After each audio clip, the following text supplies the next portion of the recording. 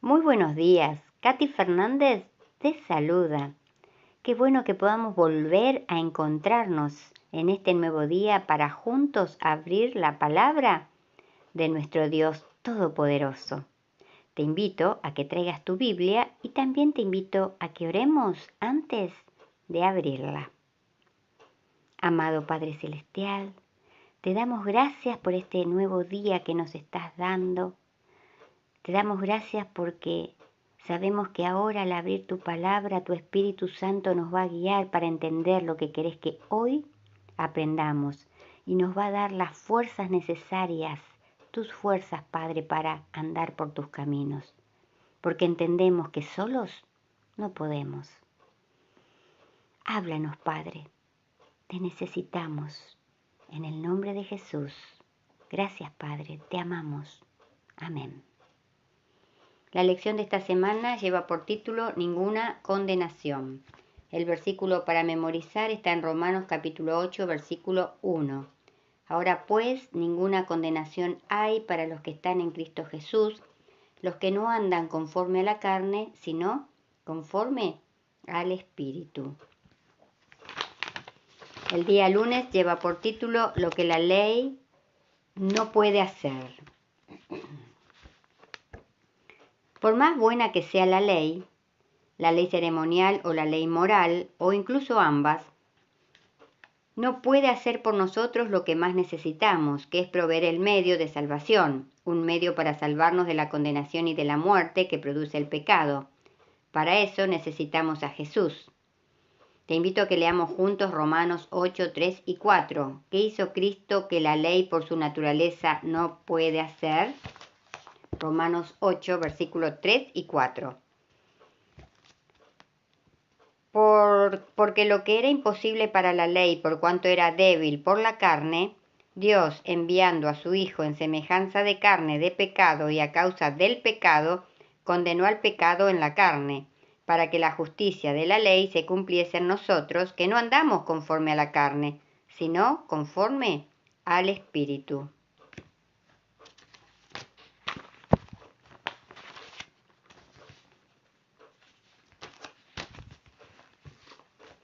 Dios proveyó un remedio enviando a su Hijo en semejanza de carne de pecado y condenó al pecado en la carne.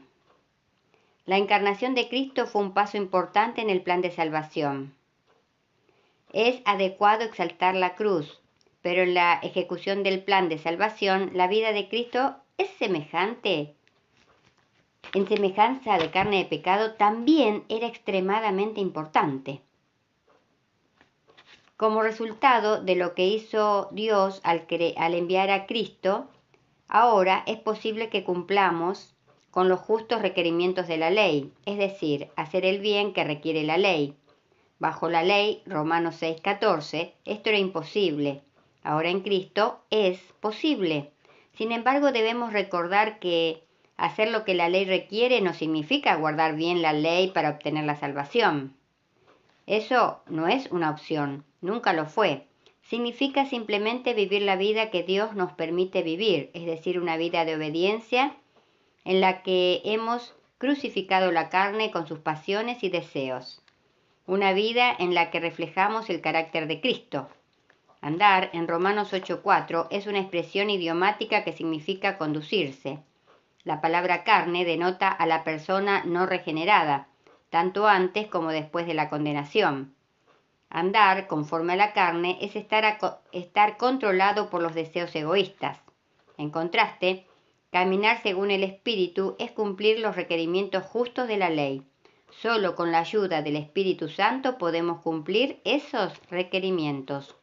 Solo en Cristo Jesús hay libertad para hacer lo que la ley requiere. Aparte de Cristo, esa libertad no existe. Al que es esclavo del pecado, se le hace imposible hacer el bien que requiere hacer. Leo de vuelta la última frase, que es importante. Al que es esclavo del pecado, se le hace imposible hacer el bien que se requiere hacer, como dice Romanos 7, 15 y 18. ¿Cuán bien guardas la ley? dejando de lado cualquier idea de obtener la salvación mediante la ley. ¿Se cumple la justicia de la ley en tu vida? Si no, ¿por qué no? ¿Qué pretextos utilizas para racionalizar tu comportamiento? Ahora pasamos a la lectura de la devoción matutina, de la meditación, que hoy lleva por título Las costumbres cambian, ¿los principios? No. En Lucas 22, versículo 35 y 36 les dijo, cuando os envié sin bolsa, alforja, ni calzado, ¿os faltó algo? Ellos dijeron no. Y les dijo, pues ahora el que tiene bolsa, tómela y también la alforja, y el que no tiene espada, venda su capa y compre una. Puede parecer exagerado, pero todavía hay gente que cree que las mujeres no deben predicar porque Pablo dijo que debían estar en silencio en 1 Timoteo 2:12. ¿Por qué Pablo dijo eso? ¿Esa orden es válida para nuestros días? El versículo de hoy, que presenta una aparente contradicción de Jesús, aclara el asunto. Primero da una orden y pocos meses después la modifica. ¿Cuándo estaba él en lo cierto? ¿En la primera o en la segunda orden? Cuando Jesús envió a los 60, las condiciones en la tierra de Galilea eran tranquilas. El pueblo estaba dispuesto a abrir sus casas y a hospedar a los mensajeros del Evangelio. Nada les faltó. Y al regresar dieron un entusiasta y positivo informe. Hasta los demonios se nos sujetan en tu nombre. Lucas 10:17. Pero los meses pasaron. El versículo de hoy nos traslada al día de la última cena. En breve Cristo ya no estaría con ellos, y los discípulos tendrían que partir con las nuevas del Evangelio hacia los 4 rincones de un mundo hostil. Por eso Jesús les dijo, cuando os envié sin bolsa, alforja ni calzado, ¿os faltó algo? Ellos dijeron, nada. Y él les dijo, pues ahora el que tiene bolsa, tómela y también la alforja, y el que no tiene espada, venda su capa y compre una. Cuando en la primera ocasión Jesús aconsejó a sus discípulos que no hicieran ninguna provisión al salir para cumplir la misión, las condiciones y las culturas del pueblo galileo, entre los cuales la misión sería cumplida, eran peculiares. Pero cuando meses después Jesús les ordenó que hicieran provisión, las circunstancias eran diferentes y la cultura de los pueblos en los cuales la misión sería cumplida también era distinta de la cultura galilea. Jesús cambió la orden porque ella no involucraba ningún principio. Cuando Pablo dijo que las mujeres no debían hablar en público, las circunstancias y la cultura eran diferentes. Además, el hecho de que una mujer predique, no hay ningún principio eterno involucrado en ello. Pero cuando Pablo dice que los maridos deben amar a sus mujeres como a su propio cuerpo, está hablando de un principio eterno que tiene que ver con sobrevivir a cualquier cultura y a cualquier tiempo.